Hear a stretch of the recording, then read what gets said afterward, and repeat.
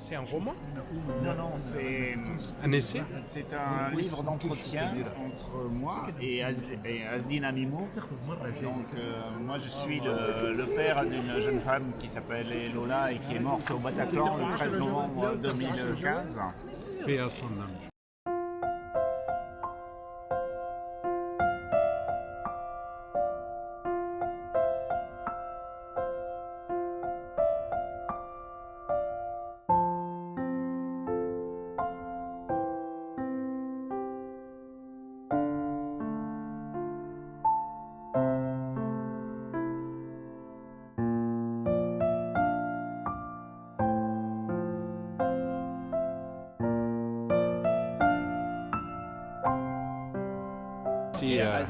Asdine Amimour est le père de Sami Amimour, qui est un des 3 assaillants du Bataclan et qui est mort le même jour, mais en commettant un crime et sous les balles de la police.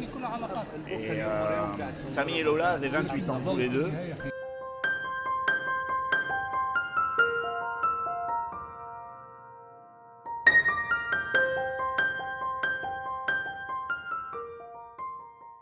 RTL Matin, Yves Calvi, 8h42.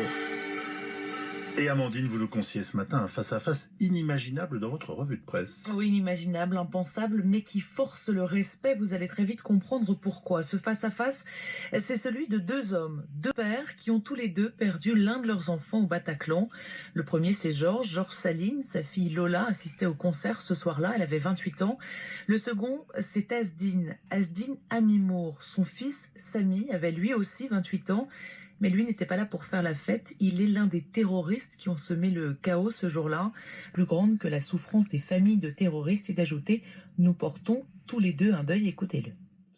Moi, depuis 2015, j'essaye de comprendre comment ça se fait que des jeunes gens de l'âge de ma fille aient pu décider d'aller la tuer et pourquoi, quelles étaient leurs raisons, parce que je veux pas que ça se reproduise, donc je milite contre le terrorisme djihadiste et contre toutes les formes de violence d'ailleurs en politique. Voilà.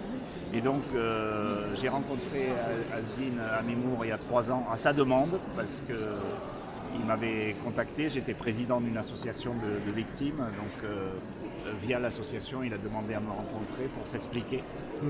Donc on s'est rencontrés, il m'a raconté son histoire.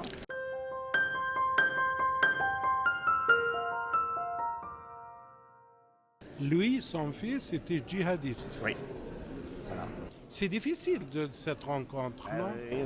Est-ce que ça a été difficile entre lui et vous? Au départ, j'étais un peu surpris de sa demande, et puis, mais une fois que je l'ai rencontré, que j'ai compris ses motivations, et j'ai appris à le connaître, et c'est un monsieur qui est lui le contraire d'un fondamentaliste et qui condamne ce qu'a fait son fils et qui cherche à comprendre aussi comment ça a été possible, est-ce qu'il a une part de responsabilité ou pas, et donc on a discuté de tout ça ensemble au cours de nombreuses heures passées à réfléchir sur cette histoire.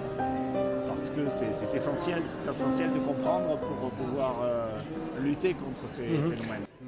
Et quelles sont les questions que vous avez abordées dans le livre? Est-ce que vous êtes catholique, non? Je suis athée, mais vous êtes athée. Oui.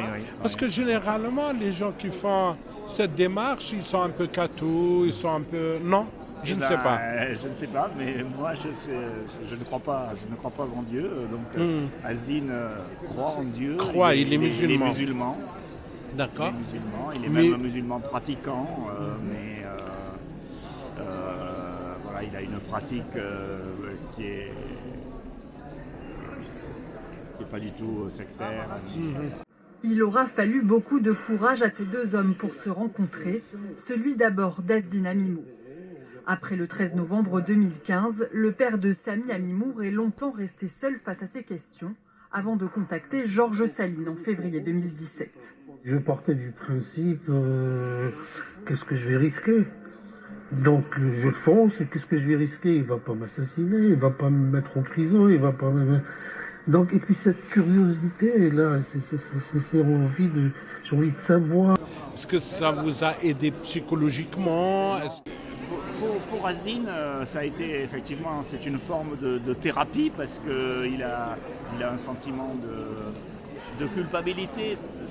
Il ne se sent pas vraiment coupable parce qu'il ne voit pas ce qu'il a fait de mal. Il a raison de ne pas voir ce qu'il a fait de mal parce qu'il n'a rien fait de mal en fait, mais il a sans doute... il s'interroge sur l'éducation qu'il a donnée à son fils. Voilà, bon. Mais il avait effectivement ce besoin de s'expliquer et aussi le besoin qu'il cherchait à travers le dialogue à comprendre finalement en ayant des réactions. Il n'est pas venu pour demander le pardon ou oui, la première démarche. Moi, alors voilà, il demande le pardon au nom de son fils, mais d'abord moi. Alors je lui ai expliqué que moi je n'ai rien à lui pardonner à lui et par rapport à son fils, je n'ai rien à lui pardonner non plus parce qu'il est mort de toute façon, il est au-delà de mon pardon et je ne peux pas pardonner à la place de ma fille ou à la place de ceux qui sont morts. Donc c'est pas un problème. Mais moi, j'ai pas fait spécialement ce livre pour m'aider moi. J'ai fait ce livre. J'ai fait cette démarche parce que, comme je vous ai dit, j'ai besoin de comprendre les parcours djihadistes parce que je travaille, je vais dans les écoles, je m'adresse aux jeunes, donc j'ai besoin de comprendre les ressorts. Et puis, vous avez fait cette démarche justement contacté par des institutions ou vous-même vous avez fait cette démarche? J'ai créé une association. Comment elle s'appelle l'association? 13 11 15 Fraternité et Vérité. L'ensemble de ce que je fais m'aide parce que faire quelque chose de positif à partir de quelque chose d'horrible, c'est très important. Enfin, moi, en tout cas, c'est comme ça que je vois les choses. Mais et je m'adresse à Samy et je lui dis Samy, pourquoi? Samy, pourquoi? Cette question m'occupe depuis le 13 novembre. Pourquoi toi et tes complices avez commis ces crimes atroces? Vous avez volé leur vie à des jeunes de votre âge que vous ne connaissiez pas. Vous avez perdu la vôtre dans l'affaire. Vous avez plongé dans un cauchemar les parents, les amis de ceux que vous avez tués et les vôtres également. Vous avez laissé des blessures indélébiles à ceux qui ont survécu à vos tirs. Vous avez sali votre religion aux yeux du monde. Vous avez mis en danger tous les musulmans, dont certains l'ont payé de leur vie, dans des épisodes abominables de vengeance aveugle. Et tout cela, pourquoi?